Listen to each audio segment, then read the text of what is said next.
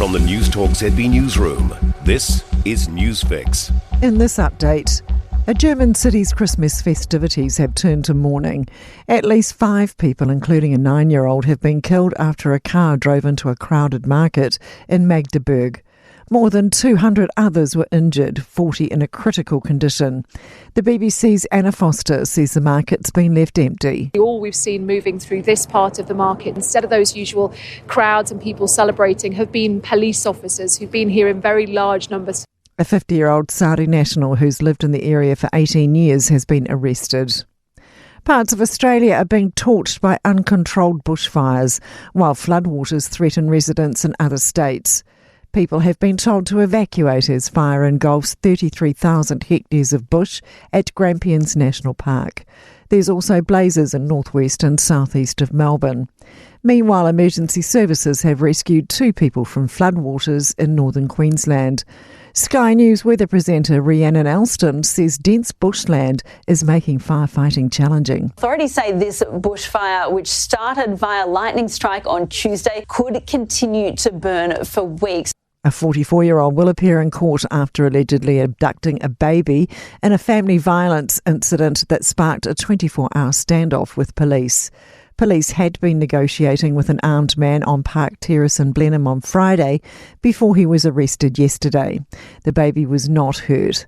The man faces numerous charges, including threatening to kill, and is due to appear in court tomorrow. There's pushback against the government's plan to restart live exports by sea.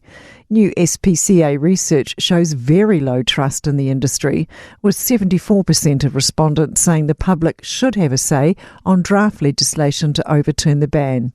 Chief Scientific Officer Dr. Anja Dale says all of the markets being considered by the government have much lower welfare standards. We implore the government to not make this terrible mistake, both from an animal welfare perspective and also from a reputation perspective. That's news. In sports, high praise for Auckland FC from Western United coach John Aloisi. United inflicted the Black Knights' first ever A-League defeat with a 4-0 pummelling at Mount Smart. But Aloisi says the coverage Auckland has brought to the league has been a joy to watch. It's really what our league needs. I'm sure they'll keep growing. They're doing a fantastic job off the field and also on the field. They take this result away. They've been excellent. 4th seed Luke Littler is safely through to the 3rd round of Darts World Championships in London after a 3-1 win over fellow Brit Ryan Meikle. But 5-time World Darts champion Raymond van Barneveld has been knocked out, beaten 3-1 by Welsh outsider Nick Kenny, who needed 9 match darts to clinch the contest. Tiger Woods and his son Charlie are tied with teams Langer and Singh at the top of the leaderboard after the first round of golf's family teams event in Florida. That's sport. I'm Sandy Hodge.